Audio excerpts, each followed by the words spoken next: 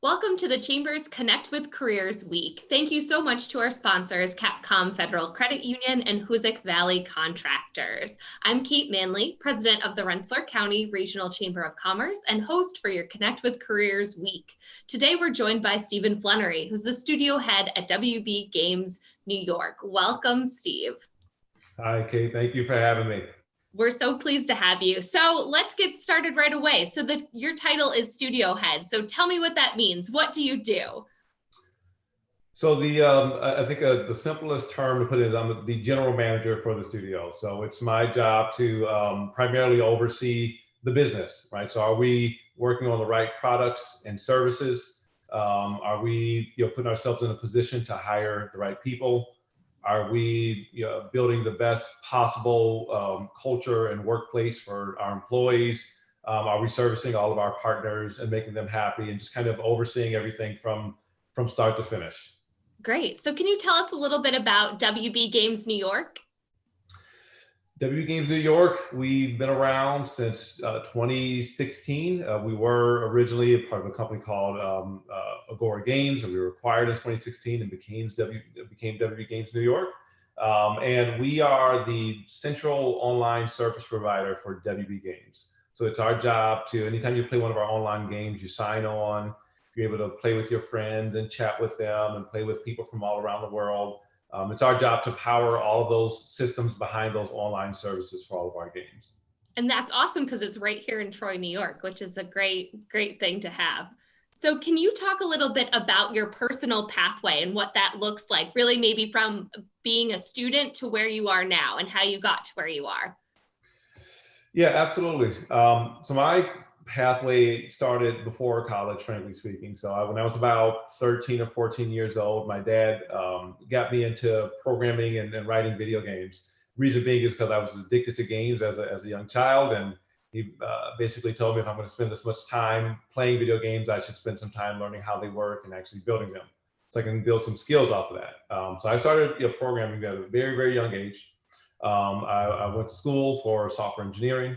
And eventually after school and after writing a few titles on my own and getting those released, I was looking for a career professionally in the game industry. And I wanted to start at a smaller company just to really work my way in and get to know some people and again, get in a position where I can work my way up. So I started at this company, which was Agora Games 13 years ago. After being there for a couple of years, I was promoted to run production for the entire studio. So I was promoted to the vice president of production. And after doing that for a while, I was asked to step up and run the studio, which I've been doing now for the last 8 years at this point. So that's been my career path. Again, it was not exactly what I planned. The plan was to start here at a small company and then move over to the West Coast. But being at the company we're in and the opportunities that were available, it was just a great path to kind of work my way up in the company. That's awesome. That's fantastic. So what would you say is a day in the life of Steve Flenory in this role? What are some of the tasks that you do on a daily basis? Lots of meetings and lots of talking. And those meetings, especially with us now, all of us working from home, the meeting count has gone up significantly. Some of those meetings are having one-on-ones with my employees, leadership meetings with my management team. Those meetings are with the business and publishing teams from our Burbank offices, talking about strategy and the next 5 to 10 years of what we're building. Some of those meetings are working directly with our game developers to make sure they're getting the best possible service and products out of us. And those meetings are all over the place. And a lot of times it's something even with the community like we're doing right now. Making sure we're spending good time within the company to give back. So it's a lot of meetings, but I do like the variety of my job. Sometimes I'm able to get into very deep technical conversations and talk about what we're building and what we're doing. I'm able to sometimes consume our game design and the things that we're planning to build, so we can think about the type of services we want to provide. And sometimes I'm presenting things to all of our corporate folks and executives and let them know the strategy for online. So I love the variety.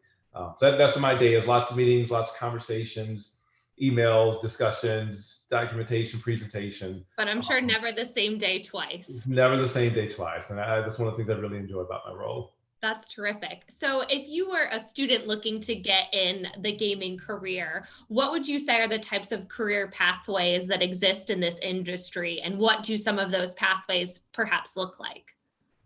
There, the game industry, it's a business like any other, right? So, for my studio in particular, we're a very engineering focused studio. So all of our roles are either engineering or very technical. So we have QA, which are quality assurance, folks who come in and they test our services and make sure we're building, make sure what we're building is actually going to work. We have our production and technical account management teams that help organize our products and make sure our clients can use them effectively. And the rest of us are engineers, the folks who are actually writing all the code and building what it is that we're working on. But in the game industry itself, we have design roles, we have art, whether it's digital or 2D. We have sound and audio engineers and designers, lots of business management, lawyers, marketing, again, a lot of the other kind of industries or the other fields and disciplines you would see across most other industries. Starting in the game industry is very similar to, I think, most other industries, looking for great internships. We provide lots of local internships to local students, so they can just have some experience in the game industry and again, maybe, an opportunity for a career later. And you see those internships exist across most of our different disciplines. So a great pathway for a student is to, again, really figure out what you want to do. If you have local people you can connect with them. And if you don't, make sure you keep your eye open for those entry-level positions at the companies you're excited about. We always say at the Chamber, internships are such a huge opportunity because it gives you a chance to see what might be something of interest to you. And it might give you an opportunity to realize, wow, maybe that wasn't what I thought it was. So it gives you a great chance to kind of dabble in a variety of careers and really make sure that there's a great fit. So that's awesome that WB offers those. We talk a lot about the idea of transferable skills and what that means and what skills are needed. So when you think about transferable skills in regards to a student and how that might parlay into WB Games, what are some of your thoughts on that? So that's a broad topic. There, as a lot of our software engineers, a lot of their skills are transferable across most industries.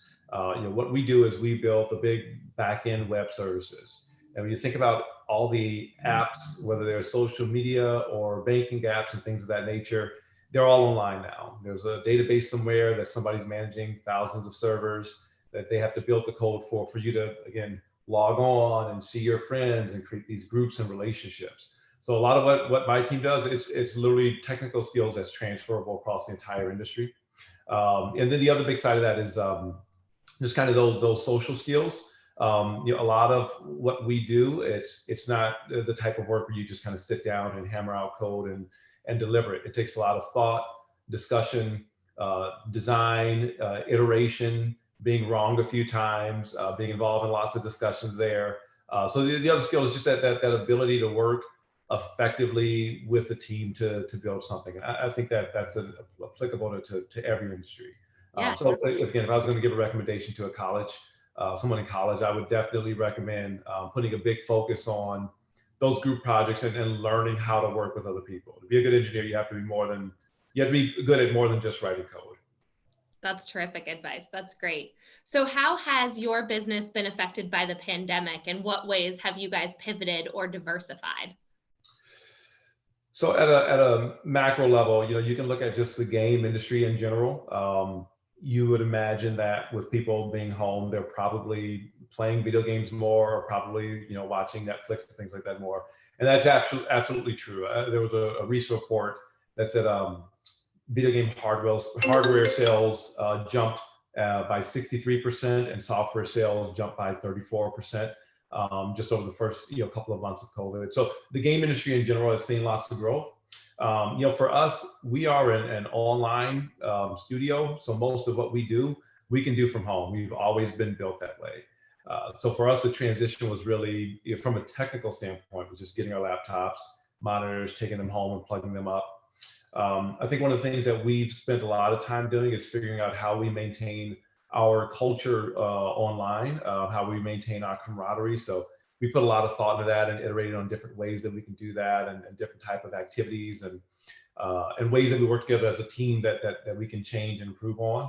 Some of the other interesting changes, we don't travel anymore. Right. All the trade shows that we go to, we don't really get to do those, but we're starting to see the industry pivot to having a virtual experience for these trade shows, which I think in the future is actually going to just open them up to more people who may not have had access to them before. So yeah, overall, game industry has been very resilient to big changes in the economy. But yeah, this has been a new experience. Again, obviously, I'm working from home. My daughter, on her hybrid days, she works right there. That's her desk. And I have another daughter in the background over there. So lots of changes, but I think overall, a lot of them are really actually for the positive. Definitely, I agree. So one of our students sent in a question about how do you define success? So I pose that question to you. How would you define success?